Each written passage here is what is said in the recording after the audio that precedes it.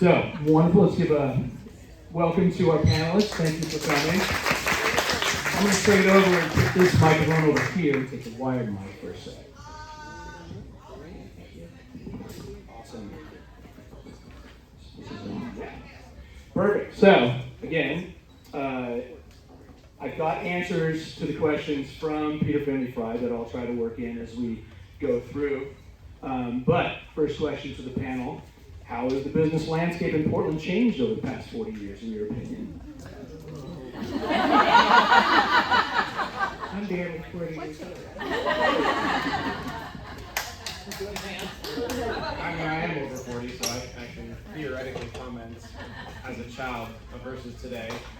I mean, I think the biggest thing to me is the evolution of Portland as a place in the context of the West Coast and more broadly the country. And so, what the state emerged out of was a very timber-reliant, resource-extractive economy, and transitioned into a knowledge-based economy and a economy based on place, and in the case of Portland, based on identity of like the weird factor. And so that allowed for leveraging of what the founder of Echo Northwest called the second paycheck. The second paycheck was the natural amenity, the culture, all of the things that as a business, right, attracted your employees and attracted people to move here. And we saw this huge transformation as a state from what we were in the 80s and 90s through growth management to like what we have become today. From my perspective, the challenge is through lack of action and maybe some bad policy choices, we have counteracted what was once a second paycheck to where that has been eroded. And so now as a state, we're sitting and looking at a competitive landscape of we have to compete with the rest of the country, we have to compete with our neighboring states, and as the city of Portland, more so than 40 years ago, definitely, all of the suburbs are very different places now than they were. Growing up in Northeast Portland, if you had told me you should go to Vancouver and check out what's going on there, I was like, are they selling fireworks? Because if they're not, there's no reason to go to Vancouver. And today, that is not the case, right? Or Gresham or Milwaukee or all these places. And so, as a city, I think that's a probably a long-winded answer of some things that have changed in the last 40 years. True. Mike talks about getting fireworks 40 years ago. I was looking for it out of college and looking for a job. Oh, okay. Yeah. I was out of college looking for a job, a little bit older. And Eric, you start off with really nice things to say about as time has gone by, all the good things. And here you get the three of us up here to talk about kind of the bad news, perhaps. So sorry. There's always time for that. Yeah, get another beer while you can. So in 1986, Chernobyl exploded. The timber industry imploded. Venture Portland and Columbia Corridor Association were born. So it's kind of cool. We share the same birth year. Ours is in another 4 months. But in 1986, you could buy a house on 3 years' worth of income. At the time, that was considered just barely affordable. 1 year of income in 19... Oh, man. I shouldn't use AI to get my name. 1 year of income. Oh, jeez. Now it's, well, what is it now? I have 6.3. Yeah, 6 to 7. Yeah. All right, 6 to 7. You can't say those two numbers next to each other. So. Right. So that's pretty bad. And what's really bad about that is the disproportionate amount of the bad news happened in the last 20 years or so. In 1986, we had an average ranking of education, primary, secondary education in Oregon was kind of about average compared to the other 49 states. And we paid about an average amount per pupil for it. Today, Dr. Christine Pitts, a local expert on education, uses her rankings to say we're 50th out of 50 states, and the amount we spend per pupil is above average. And again, a disproportionate amount of the bad news has happened in the past 10 years in that regard. In 1986, we had about $300,000 worth of maintenance backlog for our streets in Portland. The PBOT maintenance backlog was somewhere around $300,000, which is pretty bad. Well, in about 20 years later, it was a whopping $900 million of backlog. From 1986 to about 2008, really. $900 million worth of maintenance backlog. Anybody want to guess what it is now? Oh, close. Mike said 5, 6, over $6 billion. That's B as in bad, very, very bad. So, and again, the disproportionate amount of that bad news happened in the past 10 years or so. So that's 3 areas of everyday impact on employees. Buying a home, sending your kid to school, avoiding potholes on your drive to work. So when you ask about the business landscape, I guess what I'm kind of dodging a little bit and saying our employees are the most important part of business. And the landscape for them is not very good. Well, to piggyback on that. Yeah. What did Peter have to say? Sure. Well, what Peter said was Portland has a history of innovation in technology, shoes and apparel, food, construction products. Yet those strengths seem to have been lost over the last 20 years to more political and social considerations with a growing negative attitude about business. And I think we all probably feel that being business owners. Most important is the decreasing understanding of small business and business ownership as opposed to employment through a job. Portland roots remain strong with innovation. The political leadership has not focused or celebrated that strength. I think we all agree. But that does lead into sort of the second question: what have we learned from the past that can help grow Portland businesses in the future? Hopefully you guys have some ideas on that. This is the positive part. So I think we're cognizant and aware, those in decision-making authorities, of what we can learn from it and doing its best. But I think the challenge here is the system and the structure of not just Portland, but a lot of markets, but particularly Portland, given the NIMBYism, right, that permeates here. But it is economic progress and growth toward business is somewhat of a shared responsibility, but when that's not happening, it's diffused in terms of accountability, right? And so no one actually owns outcomes. I see here in Portland. And so when you're saying, oh, it can be the state, or it can be the governor's responsibility, or it's the mayor, or it's the county, then again, it's diffused and all we do is point fingers. But I think we know what's best, and right now you're involved tangentially with the Oregon Prosperity Council and the recommendations that are coming out of there, which are great, but I think what we need is accountability and ownership, because we know what we can, she knows, the governor knows what's needed in this next cycle. Yeah, I mean, we could maybe talk about the Prosperity Council a little bit later, but if it's about kind of lessons learned of strategies that have worked, I think Portland probably led the way nationally in terms of a place-based strategy around corridors. A lot of cities focus on their central city, but like our corridors, our neighborhoods are one of our strengths, which today, relative to our central city, which is not in a great place, like our corridors are in a very good place, and you can see how many of them have transformed. That transformation is not all good, right? But like on net, the positives outweigh the negatives, I think, in most of those instances. And so understanding what that coordinated strategy looked like. Now, in terms of how do you measure those outcomes, that's harder because, housing affordability maybe got worse in those instances, but get access to transportation and jobs, and there's a lot of things there. But I think if you look at, when we look at the city, we look at the corridors, we haven't looked at this in the last couple of years, but coming out of the pandemic, you could really see a lot of strength in the corridors. There's a rank order of how those corridors were performing. But just that long history of coordination through NPNs or otherwise, I think was a big benefit to the city. So a couple of us have already mentioned the decline of the timber industry starting in the 80s. In 1986, timber industry made up about 10% of private sector jobs in Oregon. Today it's about 2%. So that was the beginning of a big fall in the timber industry. And it was the time when we changed from a resource extraction economy to a service-based economy and a knowledge-based economy. That's good. I mean, some really good stuff has happened there, right? But over that time, also, the rural-urban divide increased. Our middle-aged job gap increased. So there's a lot of good news and a lot of bad news that goes along with that. The good news is just on jobs. We have a lot more people making high wages in Oregon and in the Portland area. We also have a lot more people making very low wages and fewer people making those middle wages. So the lesson learned there really is, now we're looking forward, retail's in decline.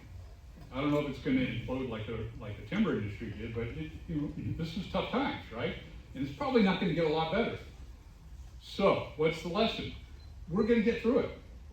We got through the timber industry decline. We will get through the retail industry decline. But we need to pay attention to the people who are on the losing end of this. If we're only, because those losers in the long run are going to be disruptors in the next economy. So really, we need to pay a lot of attention to that. Take care of the retail industry to the extent we can. Find a new industry for those folks. Yeah, totally. Agreed. This is actually a great time to include the statement that I got earlier. Portland's small business climate right now is genuinely mixed. And again, this is the city of Portland's chief economist.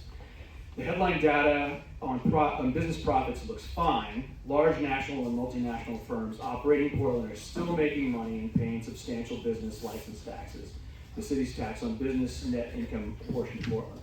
But this also lines up with a national trend. Big businesses are doing well while smaller businesses are struggling.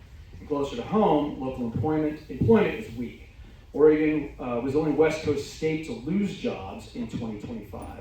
And the smaller, locally rooted businesses that depend on Portland's population base are feeling that directly. Multnomah County has lost, this is interesting, Multnomah County has lost roughly 20,000 residents since 2020, and even more pertinent, the commuter-adjusted population is down by 60,000. Very significant. One explanation is that the cost of living advantage that drove Portland's 2010s growth, being meaningfully cheaper relative to incomes than other large West Coast cities, has narrowed considerably. COVID and remote work then turned that dynamic against us, sending workers to even lower cost metros. This may not be permanent, but it does mean that the small business community is operating in a fundamentally different environment than the one most of Portland's recent growth was built on. Some of the underlying strengths are still here, including the industrial corridor, the universities, and the quality of life. But many of the conditions that drove the last 20 years of growth aren't coming back, and the work ahead of us is figuring out what comes next. So yeah, it's not exactly roses coming from city roses. Boy, we're really getting into the spirit here, aren't we? All right, here we go. They got the food's awesome, right? Yeah. There's more beer on tap. And there's exactly, this is thick. Perfect. So, third question for the panel. How can we be better advocates for small businesses in Portland? And this would have been a great time for the city economists to be here, but posing for you guys, how can we be better advocates?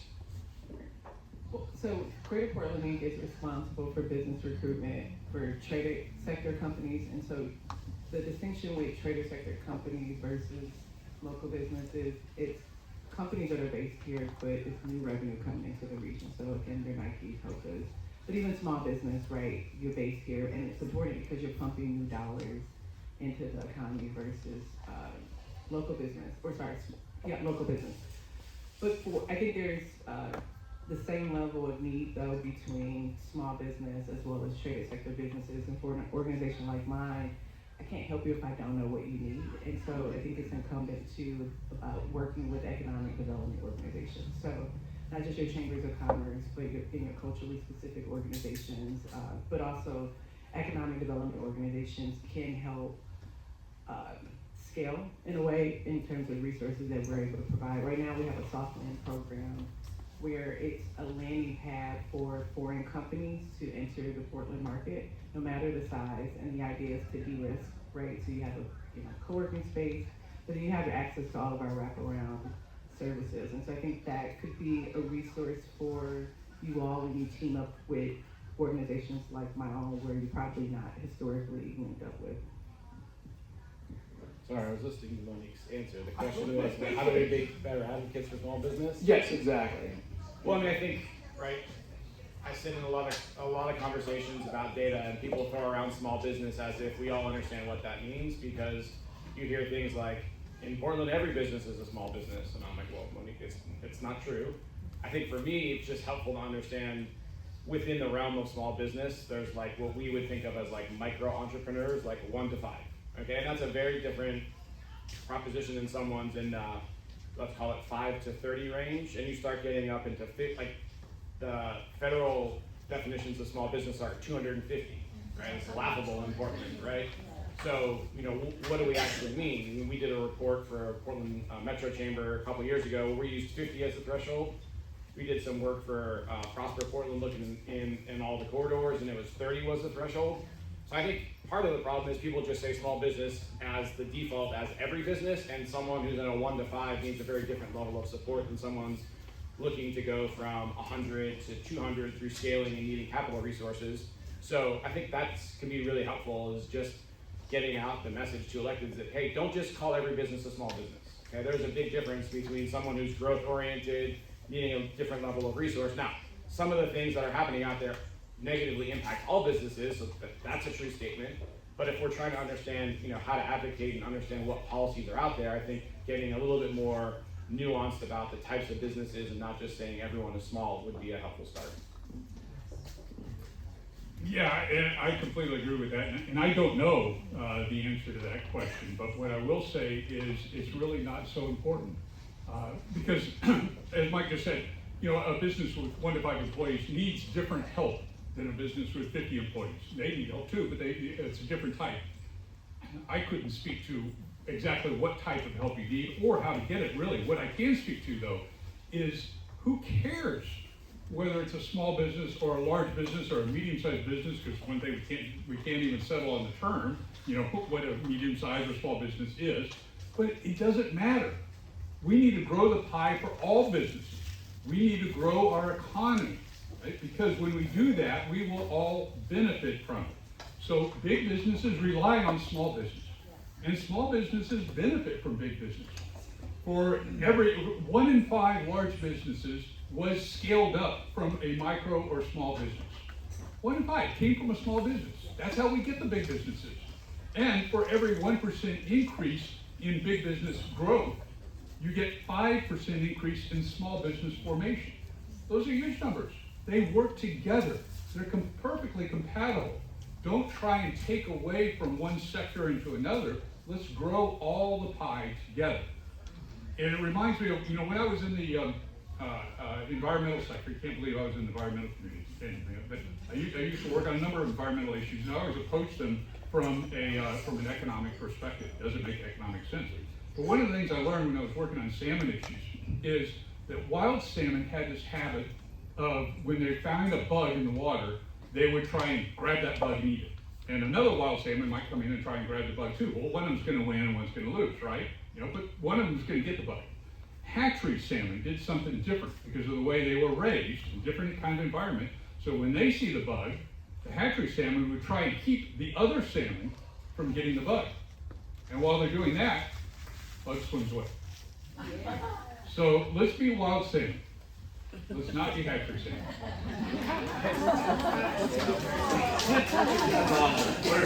Find out, be wild. And also, Monique, I'm glad that you're here, because obviously, for an economically healthy area, you need to bring dollars in from outside. You can't just trade dollars on Main Street. That's not a healthy situation. Peter's answer was continue to educate political leadership and government officials through direct introduction, utilizing mechanisms such as tours of businesses and districts, support of the bi-monthly PMO block meetings, and testimony at public events, and PowerPoints and other graphics. I agree with that also. Leading to the fourth question here, what data would be useful for small businesses if they want to advocate for increased support from the city, state, and county level? And Mike's probably going to be taking Mike first. Yeah, I think there's a lot of data that can be really helpful here. That aggregate problem that we have as the region right now, which is a little bit, let's say, politically contentious, but the data are very clear, is on net, we are losing income through migration. So it's not that people are coming and going, people always come and go, but throughout many decades, on average, the number of people coming's average income and the number of people leaving was about the same. And our population was growing. And so when the population is growing, the economy, the pie is growing. Today, we have more people leaving than coming domestically, okay? Our natural growth is now 0, and so the reason in the past several years we have grown at all is because of international immigration. That's gone, okay? That's not happening this year, that's not happening next year because of federal policy. So now that we have domestic net migration that's negative, we are losing in Multnomah County. Last year we have data, which was 2023, we lost $800 million of income. The year before that, we lost $1.2 billion of income. The year before that, we lost $1.4 billion of income. And so when you're out and you're looking at what grows the economy, to Monique's point, you have to bring dollars in from the outside and you have to spend them. And we have a lot less dollars to spend here because of the current situation. And so, you know, I think counting jobs is helpful generally, but we're not in a phase right now where jobs are growing. Nationally, the break-even number, we're gonna nerd out here a little bit. Break-even number is nationally how many jobs you need to add to keep the unemployment rate the same, okay? 6 months ago, that estimate was 15,000 jobs a month nationally, okay? 2 years ago, we were adding 250,000 jobs a month. A year ago, we were adding 125,000. Last year, we added like 60,000 jobs. That number now is 0. So that means there is no more job growth. So any job that's growing somewhere is going away somewhere else. And so trying to play the data game that we've historically around, let's count the number of jobs, is just not going to be an effective communication tool because we know that it's not the jobs that are growing. And the hard part for small businesses is the data around spending and income is really hard to get out there publicly, but I think trying to talk about foot traffic, activating spaces, we can start to get that at more geographic districts. So we can say, you know, what's happening? Is it the people who live there? Is it people who are coming from other places? Start to understand the components of what's driving the regional economy so that we can understand, like, yeah, housing interventions really help because they get more people there and they shop in the neighborhood and they spend, and that's a good thing. If we're talking about where people live and where they work, we can start to understand that. So I would say on the data front, we have to push the boundaries beyond the government data that we've historically relied upon and get into some proprietary data, which, you know, sometimes is not great because you don't know entirely what they're doing. But you can get at now things like spending, you can get at foot traffic, and you compare that with some of the income data that you can get through the administrative data. So I think there's some things that can be helpful in tracking what's happening down at the local level. Yeah.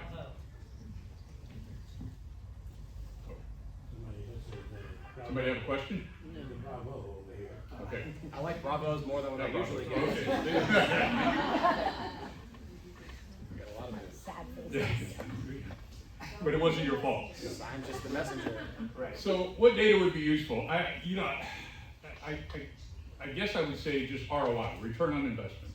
What is your return on investment? Now, when it comes to small businesses, a big one is going to be jobs, the number of jobs.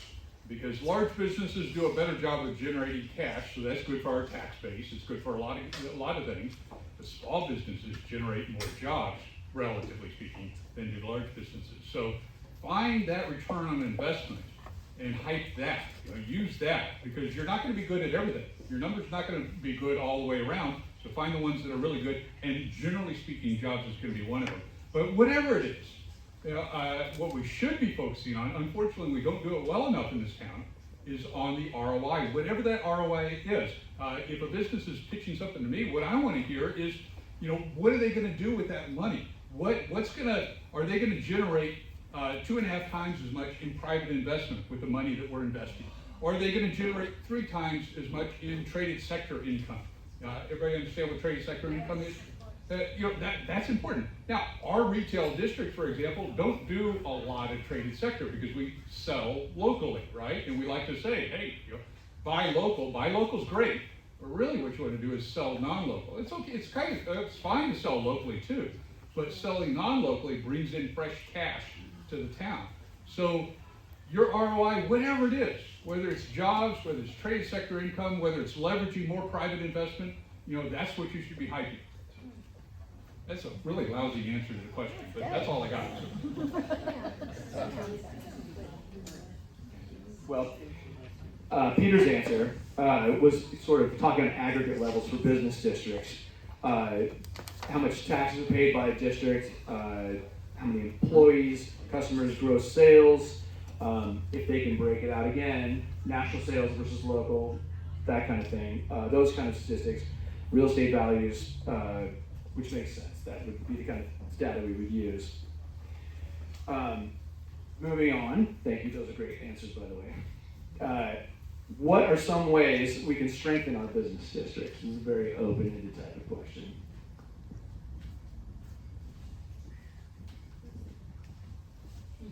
This is easy. All right, get out of the way. Just get out of my way and let me do my business. I hear it all the time, over and over again. Just leave me alone is what I hear a lot. Get regulations out of the way because I want to make widgets. Let me make the widgets. And we so often get in the way of doing that. So get out of the way is one thing. Build a diversified economic base. I talked about that a little bit at the beginning. Okay, retail is declining. That's lousy news. I hate it, but there's not a whole lot I can do about that. But what I can do is maybe take advantage of the opportunity. What can I replace it with? And how can I diversify the base? But the main thing I want is I'll say less regulation. That's an oversimplification of it. But I'll give you an example. My association has a contract with the Portland Water Bureau to help manage something called the Groundwater Protection Program. We go into businesses, about 300 of them, and say, hey, I'm here with some new additional regulations you had no idea apply to you, but they do. And we walk out with people smiling. And the reason is because we understand, and kudos to the Water Bureau for hiring us to do this. We speak the language. We can walk into a business and say, yeah, I've got some additional regulations, but first of all, here's why we have these regulations. We sit down and explain it. And every time I explain it, they end up saying, yeah, okay, what do I need to do? What's my part? So we start off from a base of, does this make sense to you? And then we say, and we're here to hold your hand.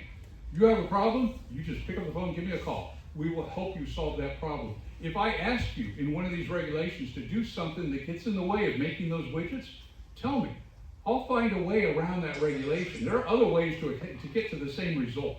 So it's a matter of going out there and finding what needs to be regulated, finding the problems out there that need to be regulated, doing that, but doing it in a way that that doesn't get in the way of somebody doing their business.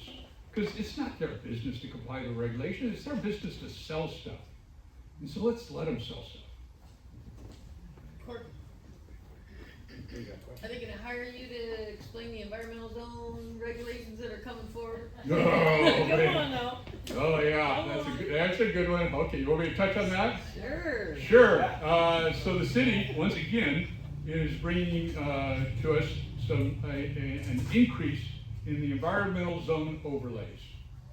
It's a clunky term, but what it means essentially is you'll have less land. The parcel of land that you have jobs on right now, well, they're going to take away part of it from the job use, from that use, right? Which means we'll have fewer jobs. I mean, just statistically speaking, broad-based, does it apply the same to every parcel? No, it's different in different places. But statistically speaking, it will be fewer jobs, which means fewer income for the city.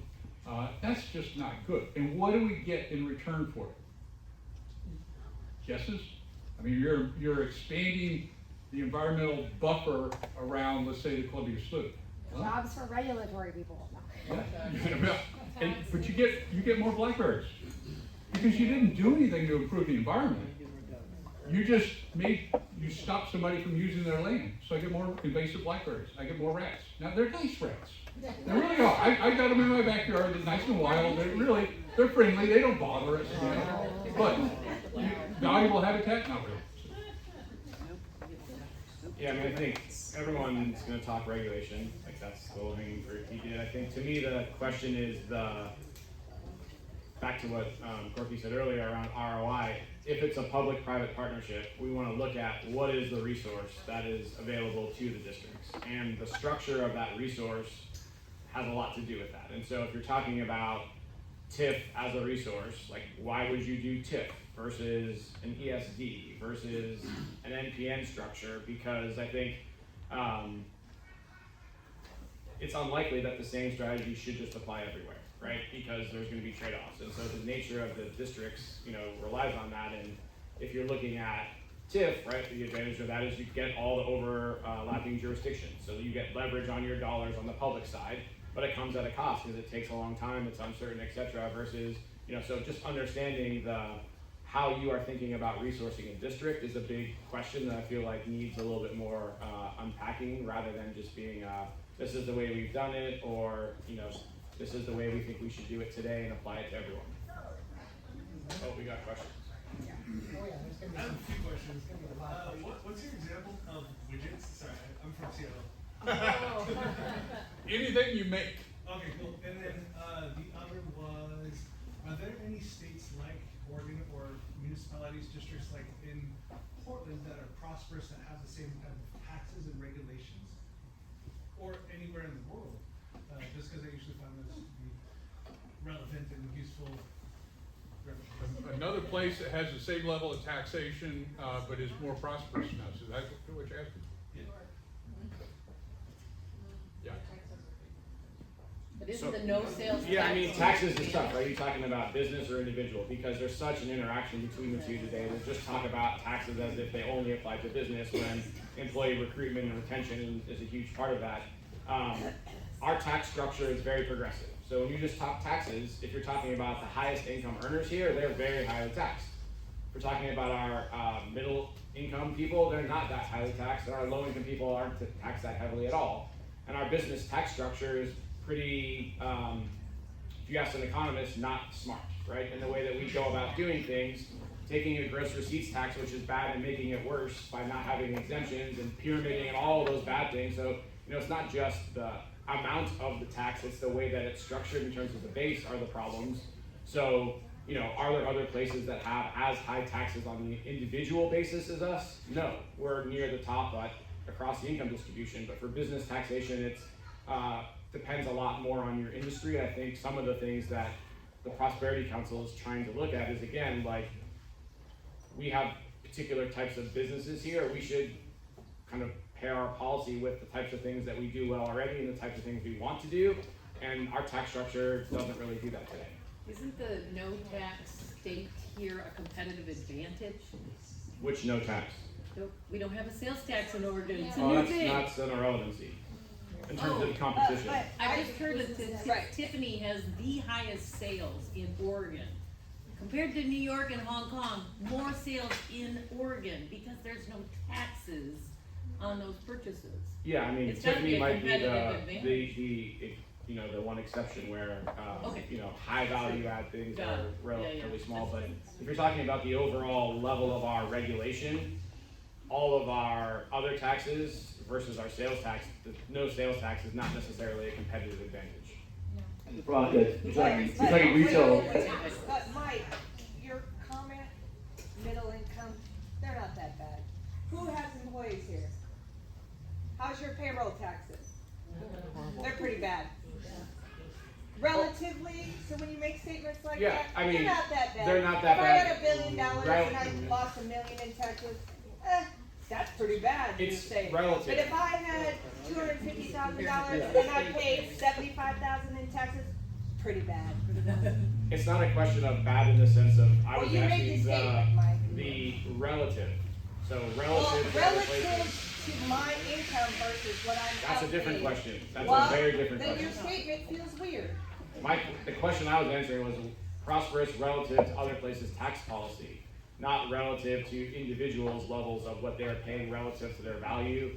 Very different question that I would answer in I an guess we entirely gotta be different really way. careful Right. about how we answer the data. We see Chris, what did, So, opening a second can of worms here. We talked about TIPS, we talked about ESDs, NBNs, these are potential effective tools for most of us who are leading our business districts to maybe take the initiative to pursue to help out. But ultimately, in the end, most of those will just get passed down to us as business owners through our building owners. So I'm going to open a second can of worms and ask, how ridiculous is it for us to actually join together and pursue state commercial rent control? How ridiculous is it? What is it? Or are they down, like, sometimes downsides? Because every time we talk about potential ways we can get a new district drafted out, it's just like, that's just gonna pass down to every single one of these small business owners, and they're gonna suffer for it. Didn't we try that in Detroit? I mean, this might be a question coming up later, but I think, you know, a similar question on policy is around vacancy tax, right? Like, what's the benefit of looking at vacancy and hitting an owner with that? What are they going to do with that? They're going to pass it on down to the tenants, right? So I think, you know, whether it's any policy, that's the challenge here, I think, is always the, how often do the businesses own the buildings they're in, right? Versus what is the policy we're trying to do in terms of who creates the jobs? Is it the building owner or is it the actual business? And those are oftentimes muddled questions in terms of the policies. A lot of times we focus on the building itself, not necessarily the people who are occupying the space, tenanting the space, and ultimately creating the jobs. I'll even dodge it a little bit and say that what we really should be focusing on is the return on investment for the taxes. What am I getting for the taxes? Are taxes high? Well, it's relative. You know, if you offered me, if you said I'm going to tax you 5% more income tax, and give you the healthcare system that you get in Europe, I'd take that in a second. I mean, that would be fantastic. Give us accountability So, of where that's all. yeah, so it's, what's that return? What am I getting for the taxes? And we so often overlook that by saying, well, what kind of tax is it? How much is it? Everything. It's like, no.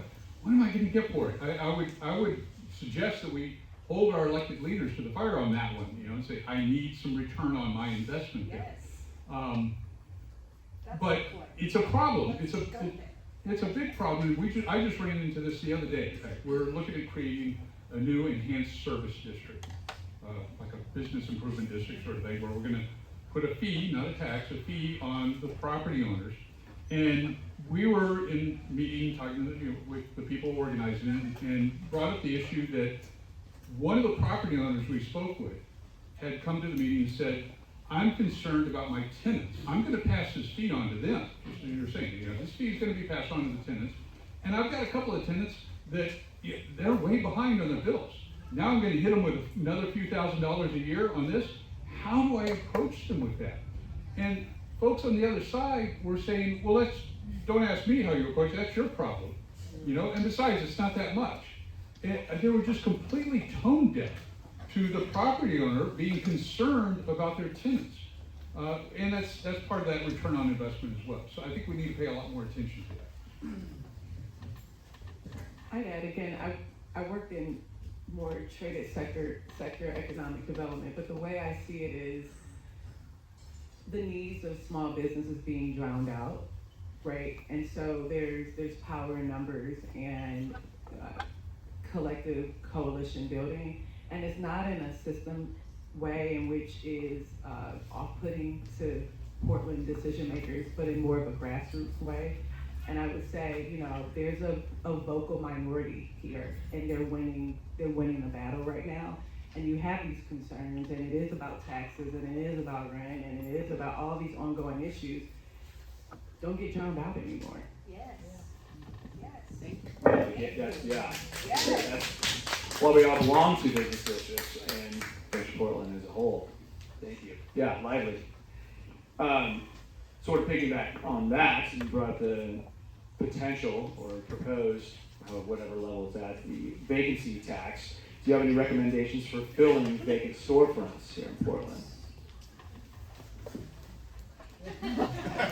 I am working on this study for the city now, so I'm a little bit handcuffed in terms of my ability to opine on the fee, because it's not a tax.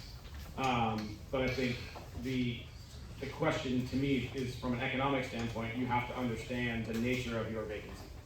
So if you just say vacancy and it just sounds like it's all the same, there are all kinds of different vacancies. You have absentee owners who have blighted properties that have been sitting vacant for 20 years. That's a very different problem than a restaurant that was open and then decline in customer base caused them to close their business versus a manufacturing company that's getting hit with tariffs hard and having, like, just understanding the nature of the vacancy is the key to the problem. And so if it's structural vacancy, right, which is lack of demand, that's a very different problem than frictional vacancy, which is just businesses opening and closing. And so I think the key generally to me is if you're gonna have a stick, you should probably also have a carrot. And the carrot should be tied to actually trying to change the behavior and the outcomes, to Monique's point, not just hitting a tax on something and saying we're gonna optimize around revenue generation. Not that revenue generation in and of itself is bad, but like, what are you going to do with those funds? But I think, you know, vacancy is not a unique problem to Portland. In that study, you'll see, and this is a surprise to nobody, the vacancy conditions, again, if we're talking about retail, are very different depending on where you are in the city. So if you're in downtown, I'm gonna use multipliers to probably not get in trouble, right? It's 4 times higher in downtown than it is in some corridors. In other corridors, you know, it can be half as much as it is in downtown, so still pretty bad. And so again, the range of where you're at in the city in terms of vacancy is a big challenge.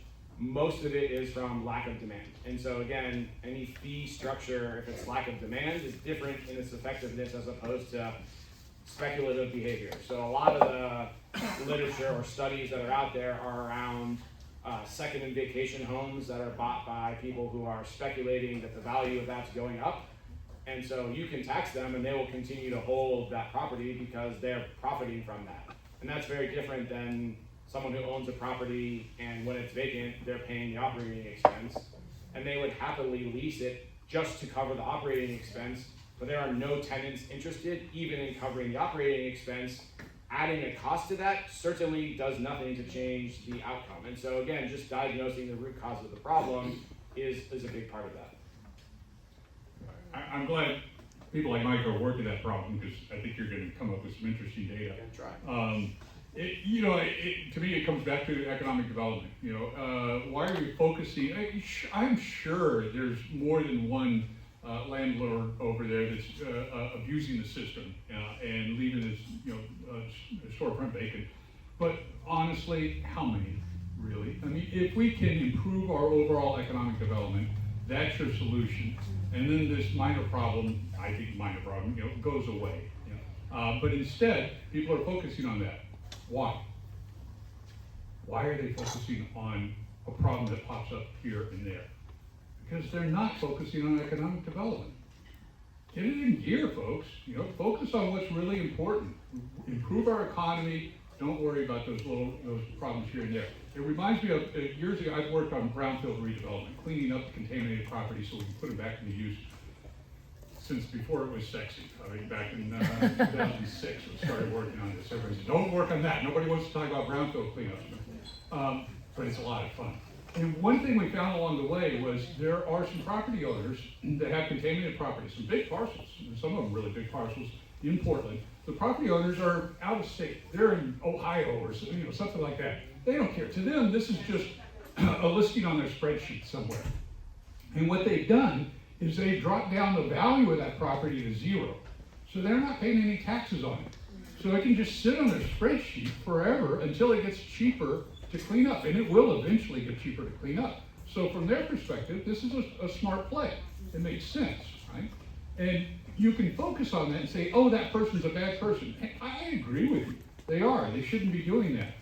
But really, what we need to do, what we have control of, is to enable that brownfield cleanup. If we can make that pencil out, they will clean it up, and they will put that back into productive use, because that will make them money over the long term. So let's focus on economic development. Let's focus on enabling people. Yeah, Cheryl, please. I have a question. So you're talking about the vacancies in downtown Portland versus other areas. Are you looking at why people are leaving Portland? Because I can tell you that our company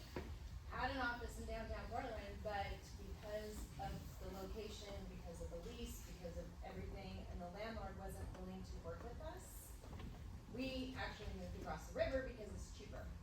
Parking's cheaper, rent is cheaper, all of the stuff is cheaper, so I think downtown Portland, I mean, if you're looking at that, you have to look at the why, right?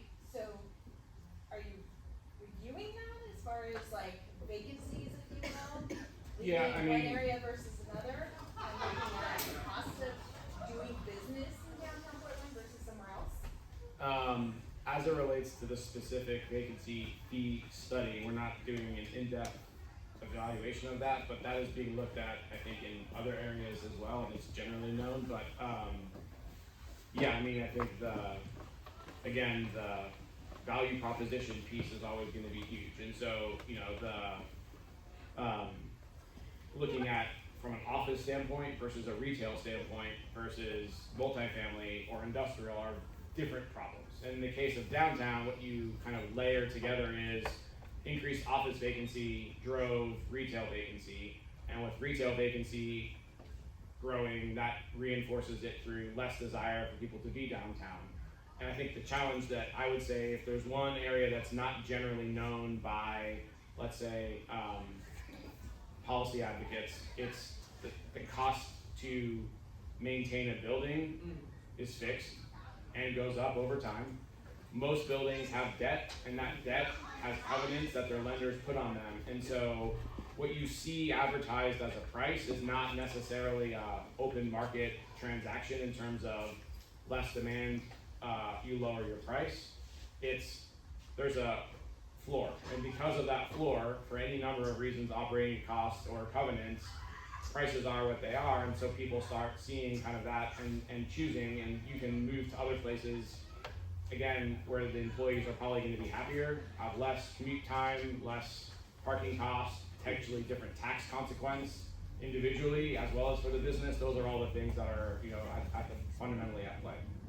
But if you're looking at vacancy, like a tax or a fee for vacancies, it's kind of a domino effect, you think. It's office, people aren't coming in the office, they're working from home or working or going somewhere else, and then that is not gonna equate to people going to shop, and then restaurants are closing because people aren't down, you know, wherever to buy food because, you know, isn't it a domino effect? So then It's you're chicken and gonna egg, more. for sure. Would you be surprised to hear that you're not the first person who said that? I know we did stakeholder outreach, that was documented thoroughly, and so when the report is delivered to council, I think there will be ample opportunity for people to come and testify in work sessions and during deliberations. But yeah, that is a very strong sentiment that we hear repeatedly.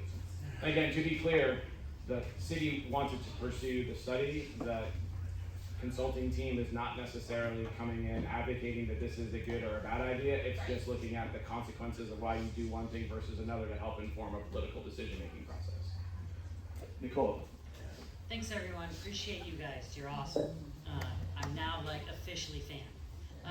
Wanted to quick ask Mike, when do you think that will be out for council to look at, folks to see in public, to get that interaction for businesses to folks like you? I'm not a very good project manager, so things like deadlines, etc.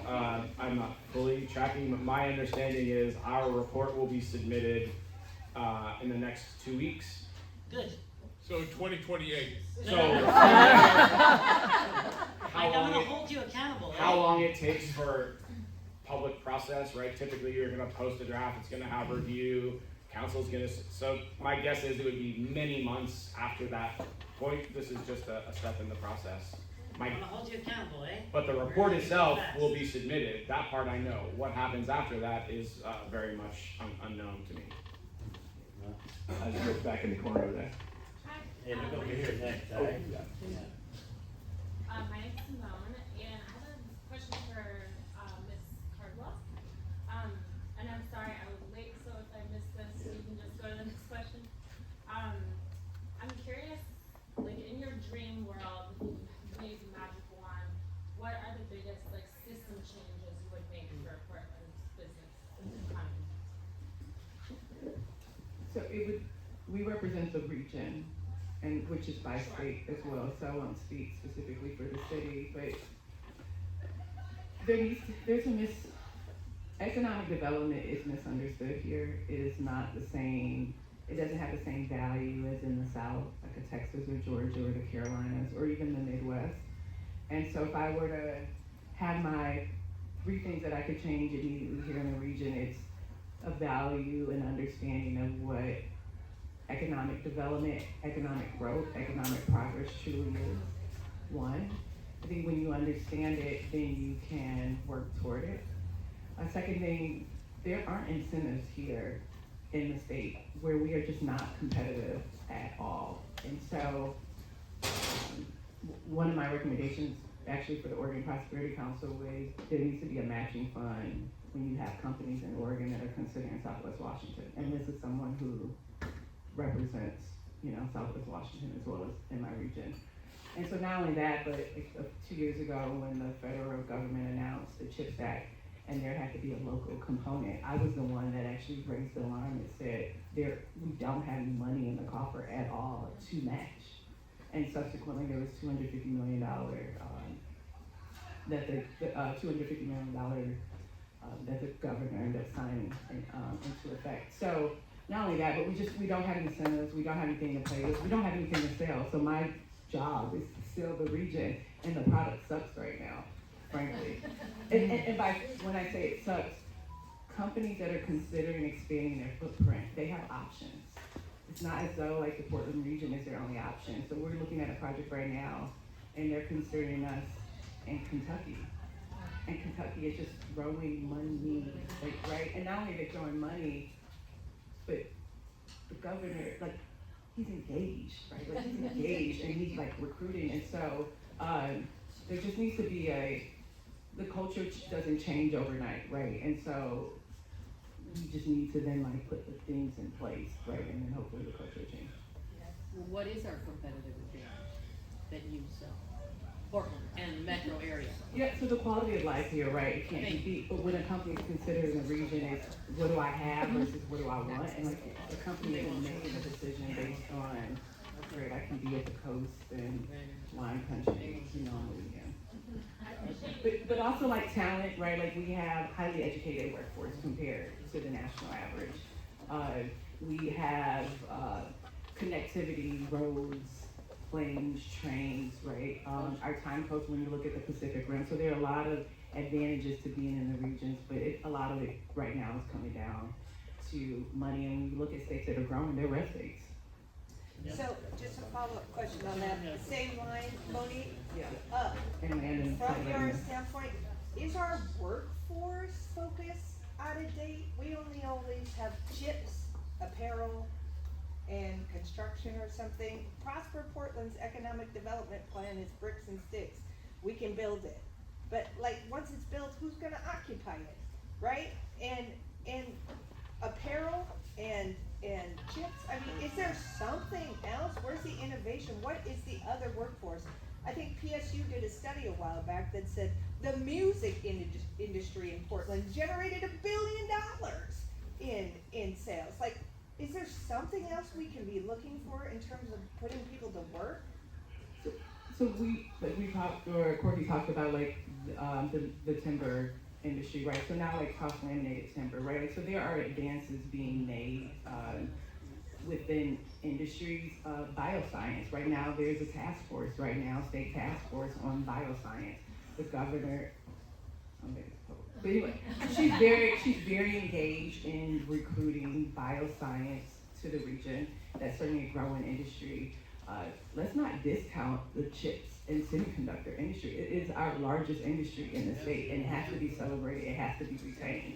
And so yes, and then it's apparel and outdoor. There's testing. There's a lot of byproducts. There are a lot of companies and supply chain that consider the region as a result of these big industries, and I think they should be applauded and not saying, hey, we need more. But again, but if their workforce doesn't want to live here, sure. Okay. Yeah. So in the red hat. The guy in the red hat. Hi, I'm John Walker. I represent one of the oldest business districts in our town. For 50 years, we've been around. I came in here looking for hope. Sorry. Place. It was not, I'm going home to suicide after that. You know, we've been at it, and one of the things that I continue to keep hearing is speculation, speculative approaches to issues. You know, when I was in college, I think my professor deemed me as a phenomenologist because I had a tendency to collect information. You know, pathology, those kinds of words. Points of origin, you know, and the thought is that with all the brains that are sitting up there, let alone the ones that's out here, because we got a few of them out here too, trust me, is that we can't seem to understand how we got here. And if we don't take the time to look at the pathology of how we got here, we're doomed to repeat it again. Now, we talk about things like semiconductors, all that kind of stuff. It's not like the state ain't been on that merry-go-round once before. And there was a serious reason why they fired all those people when we had semiconductors. Yeah, maybe it was the price of silver or gold, I don't know. There was some issues though. We used to have, what's the teriyaki guy down there in Salem? Used to have a large amount of employees, but all of a sudden that's not there anymore now. So I guess in looking at our district, we have more than 5,000 small businesses in it and roughly just under 60,000 people. But I find it rather interesting is that we can't seem to get the research together as to understand why small businesses are declining. And you know the reason why I started thinking about that was because, you know, there was a bunch of parents that got together and sued these online people because their kids were coming screwed, right? All of a sudden, but it took us a little while to get it. The kids were getting screwy. There was a reason why they were getting screwy. They were looking at too much of that scrolling on that device, right? So they went after and sued those people and was actually won that lawsuit because they saw a causative factor. Okay, so for me, I keep struggling with why are small businesses in Oregon declining? Now, I may have some answers in my mind, but I'm not so sure if they would compare to the number pathology that would have to go on that.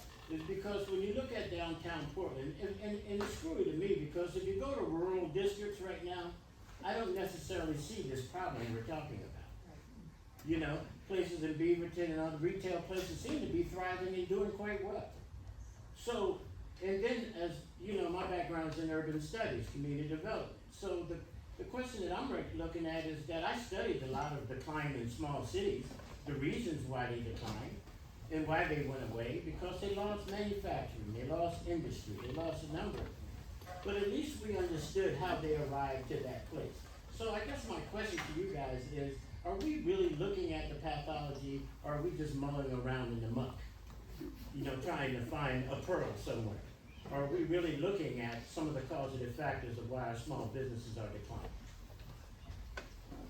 Well, I want to sort of piggyback our next question on that, which is how can what can Portland do to attract larger businesses, which as we talked about, had a trickle down effect. Well, if you can't get a small one, how are you gonna get a big one? Plus the small ones are the meat and the potatoes. Well, I mean, I'll let Monique answer, but you typically aren't recruiting small business, so it's like a very different energy around why small businesses grow. And really, to me, it's right. This is going to sound obvious, but it's the reason they decline is two parts, right? It's how many businesses are starting, but also how many are failing. And so, understanding it's 50% of small businesses fail in the first 5 years. Like, it's not just the formation problem, but I think, you know, broadly speaking, right, the economy's getting more productive, as we talked about, ROI, productivity. What does that mean? It means you need less people, right, to produce more things. And so productivity is thought of as being a good thing, but from the lens of a business, unless there's innovation or growth, productivity just means you have less business. And because you look at Oregon for the last, well, let's say the city of Portland for the last 5 years, there's been no growth, but an increase in productivity. And so that comes at a cost.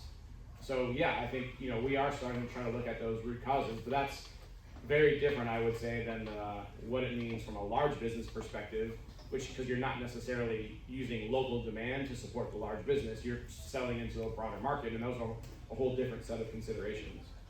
See, you got some answers. I'm going to go next because this is Monique's question, so she's going to anchor it, and I don't have that much to offer really. But But and you raised some really, really good points, and in my opinion, there's a lot of reasons that we're where we are. You know, early on I mentioned even just secondary, primary education. I mean, you know, how do you retain, much less attract business if their employees' kids are not going to get a good education? That's just terrible, and it has nothing to do with business, right? But it does have a lot to do with business, if that makes sense.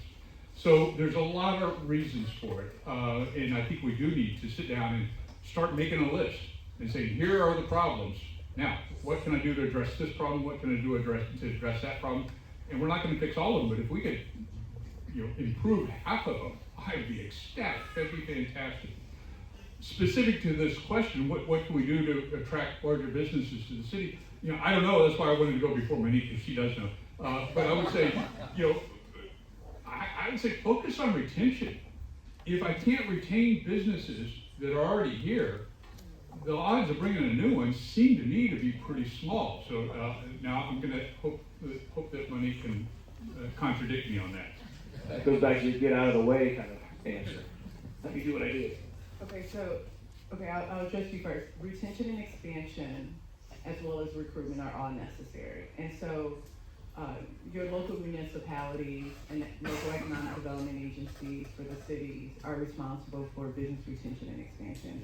And they invest in organizations like Greater Portland Inc. or even the Columbia River Economic Development Corporation to do the business recruitment piece.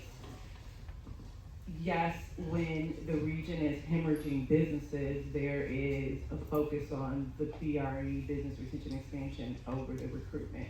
However, if there's a de-investment in recruitment, that signals to outside companies that there isn't any value in recruiting companies to the region. So you kind of need to do both. So how do you recruit traded sector businesses to the region? You need incentives, right, as I mentioned earlier. But we had a fan tour, familiarization tour in October, where we brought Deloitte's Global Location Advisory practice to the region, and they represent some of the largest companies in the world. And the consistent thing that we heard was NIMBYism. And it is very loud and clear that we do not want you here. That is the message that outsiders hear about Portland. And it's hard to fight that narrative, right? And so, how do we change that? It's bringing them here on the ground. I did this work in Detroit 10 plus years ago, and it was a time where Detroit had filed the largest municipal bankruptcy. There were, you know, narratives and rumors about houses going for $1, and we had to recruit businesses to the region. But what we found is if we brought them to Detroit, they would say, like, oh, it's really not that bad here.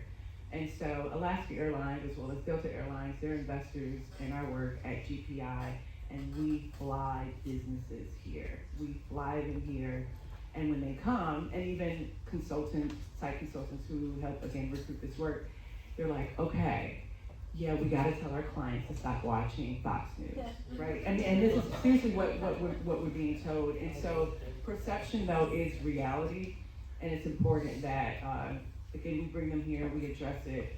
We need to change our tax environment, our tax code, if we're going to get large players here. Of course, you mentioned site readiness. Half of our projects post-COVID are industrial projects, right? They're not predominantly office like they used to be. And so there's no more than 20 acres in the urban core. So where are these businesses gonna go as well? So there's a lot of things that we need to address, and folks are looking at it. And so hopefully, there's some progress made on it so we can do a better job of attracting companies. Can we get Dan Gilbert to meet you? Dan Gilbert had a stroke, and I was gonna get him to speak, but it was like, hey, you can't travel anymore and all that. There's other good people at that Well, bring out. Well, it would help if our owner of the Blazers was like Team Portland, right? And I think actually, this is getting off topic, but I think that could end up hurting us. Again, this whole NIMBYism and the city revolts, like, hey, you're not about the city, because Portland is radical like that. Yeah, we know he's not using screen printers. I'm going to interject Peter's answer here because he did speak specifically about the infrastructure because we are port land that we do have the largest dry dock in the world and we should be using that as a recruitment tool.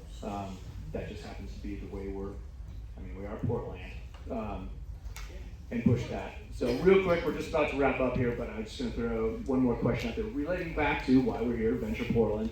How can Venture Portland be a better partner to your organizations? How can we help you?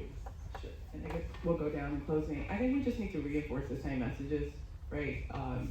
There's power in numbers, so we need to reinforce that. I need to understand more what you all need so I can help be a resource to you. And the storytelling is important. If I know about the positive stories that are happening, right on the ground, I can elevate that and amplify that messages, and that makes a difference. And let's not underestimate that. So please, again, if you have positive stories, you're working within the trade sector, no matter where you are in the supply chain, let me know so we can amplify that and let that be a part of our recruiting tool. Yeah, for us, over the years, Venture Portland's been a great partner and resource. We do a lot of work with the city, with the county, with Metro, with the state. I think just understanding how we can plug into stakeholders who have insight into what's happening is key. My hope is that starts to get more salience to Monique's point, like changing the culture around why we care what business has to say. But that's a slow process, but I think consistently showing up at the table and will ultimately result in some better outcomes. Yeah, finally we get to say something positive, right?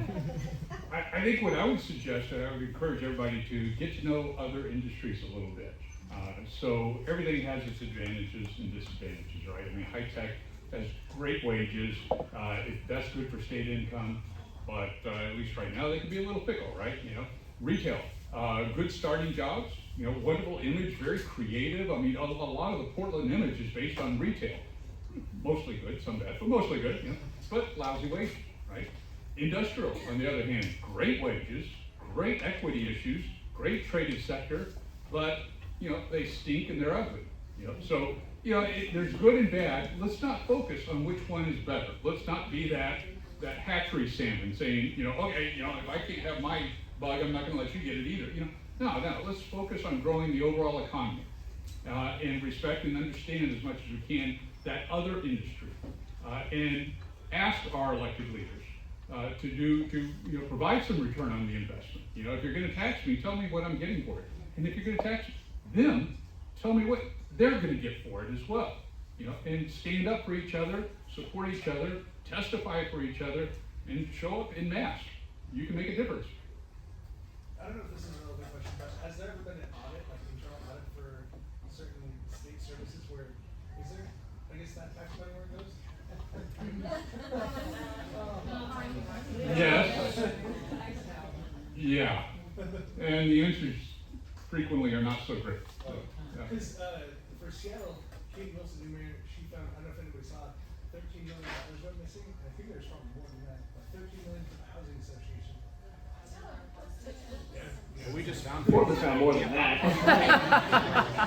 We can misplace money better than any state.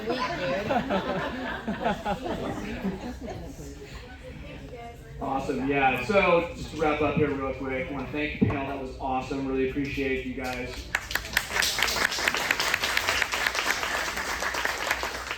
Also really appreciate everybody's thoughts and questions and discussion. That was fantastic of yourselves. Round of applause, please.